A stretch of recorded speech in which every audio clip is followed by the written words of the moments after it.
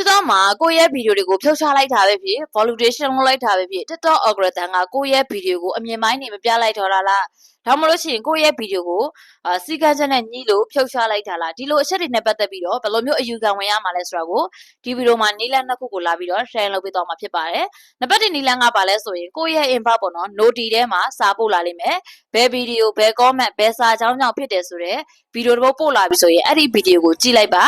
နှိပ်လိုက်ပါပေါ့နော်အဲ့ဒီနှိပ်လိုက်တဲ့အခါမှာဗီဒီယိုရဲ့ဒီအပေါ်ထောက်မှာ apply ဆိုတဲ့စာကြောင်းလေးရှိတယ်အဲ့ဒီ apply ကိုနှိပ်ပြီးတော့ကိုမဟုတ်ဘူးဆိုတဲ့အကြောင်းကိုအစစ်စစ်နှိပ်သွားပါတော့ apply ပြီးလို့ရှိရင်အမှသူက sample ဆိုတာလေးကိုနှိပ်လိုက်မယ်ဆိုရင်တော့ဒါကိုယ့်ရဲ့ဗီဒီယိုကိုအယူခံဝင်ပြီးပြီဒါကတော့တနည်းနောက်ထပ်တနည်းကဘာလဲဆိုရင် TikTok ရဲ့ setting တွေကိုဝင်သွားပါပြီးအပေါ်ဆုံးမှာရှိတဲ့မြင်းသုံးချောင်းလေးကိုနှိပ်ပေးပါပြီးရင် stay and privacy တွေကိုတွားပေးရမှာဖြစ်ပါတယ် stay and privacy တွေကိုရောက်ပြီဆိုရင်အပေါ်နည်းနည်းလောက်ဆွဲပေးပါပေါ့နော်ငကိုတုံးကကြတော့ဒီလိုနေရာမှာ report a problem ဆိုတာတန်းပေါ်တယ်ပေါ့နော်အခုကကြတော့တန်းမပေါ်တော့ဘူးဒါဆိုရင် hard center ကိုနှိပ်ပေးပါအကူကြီးတောင်းတဲ့ center ပေါ့နော်ဒီမှာဆိုလို့ရှိရင်ဒီဟာကကြတော့ကိုယ့်ရဲ့ဗီဒီယိုကို follow တဲ့ကိုရောက်ချင်တာပဲဖြစ်ကိုက follow ရင်အမြန်ရချင်တာပဲဖြစ်အကူကြီးတောင်းလို့ရတဲ့အရာဒီမှာဆိုရင်ဒါအကောက်ပေါ့နော်ကိုယ့်ရဲ့ profile view history တွေကိုဘယ်လိုတွေကြည့်နေတာလဲကိုယ့်ရဲ့အကောက်ကိုဘယ်သူတွေရှားနေတာလဲကိုယ့်ရဲ့အကောက်ကဘယ်လိုပြဿနာတွေဖြစ်နေတာလဲဆိုတာကိုကြည့်လို့ရတယ်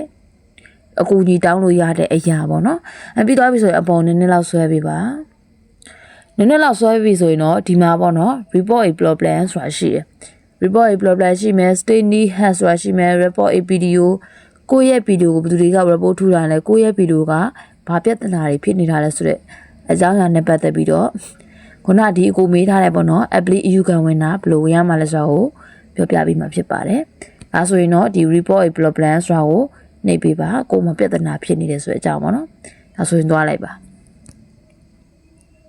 သွားပြီဆိုရင်တော့အပေါ်နည်းနည်းလောက်ဆွဲပေးပါကိုယ့်ရဲ့ဗီဒီယိုကပေါ့နော်ဘာအကြောင်းဖြစ်တာလဲဆိုတာကိုကိုကအရင်ဆုံးအကူကြီးတောင်းမှာဖြစ်တဲ့ကြောင့်မို့ဒီနေရာလေးကိုနှိပ်ပေးပါနှိပ်ပေးပါနှိပ်ပြီဆိုရင်ဥပမာခုနကတော့ဟာပေါ့နော်ကိုက apply အယူခံဝင်မှာဖြစ်တဲ့ကြောင့်မလို့ဘာအကြောင်းဖြစ်တာလဲဘယ်ဗီဒီယိုအကြောင်းဖြစ်တာလဲဆိုတာကိုကဒီနေရာမှာထည့်ပေးရမယ်နော်ဒီနေရာမှာဗီဒီယိုမဟုတ်ဓာတ်ပုံဆိုရင်လည်းဓာတ်ပုံဗီဒီယိုဆိုရင်လည်းဗီဒီယိုဒီနေရာမှာတော့ဘာဖြစ်တယ်ဆိုတဲ့အကြောင်းကြားပြအကြောင်းပြချက်အပြည့်စုံပေါ့နော်မြန်မာလိုရေးပေးရင်လည်းရတယ်ကိုရာမုံအင်္ဂလိပ်လိုရေးပေးခြင်းလည်းဆိုရင်လည်းရတယ်ပေါ့နော်ဒီနေရာလေးမှာရေးပေးပါပြီးရင်တော့ကိုယ့်ရဲ့ဖြစ်နေတဲ့ဓာတ်ပုံဖြစ်ဖြစ်ဗီဒီယိုဖြစ်ဖြစ်ဒီမှာသွားပြီးတော့ရင်ကိုကနေပြီးတော့လုပ်ရမှာဖြစ်ပါတယ်ပြီးရင်တော့ဒီ sample ဆိုတာလေးကိုနှိပ်ပေးပါအယူခံဝင်နေဆိုတာကတစ်ခါတလေမှာတော့ရတယ်တစ်ခါတလေမှာမရနိုင်ဘူးပေါ့နော်ဒါကြောင့်မလို့အရင်အာမမခံဘူးတကယ်လို့ရသွားတယ်ဆိုရင်ကိုယ့်ရဲ့ပြစ်ချက်ကအရင်မကြည့်လို့ရသွားတာဖြစ်တယ်နောက်ထပ်မဖြစ်ရအောင်ကိုကနေပြီးတော့သူ့ရဲ့စီကံချက်တွေသူ့ရဲ့ policy တွေကိုကိုလိုက်နာဖို့လိုအပ်ပါတယ်ဒီနည်းလမ်းကိုသုံးကြည့်ပါနောက်ထပ်သိချင်တဲ့အကြောင်းအရှိရဆိုရင်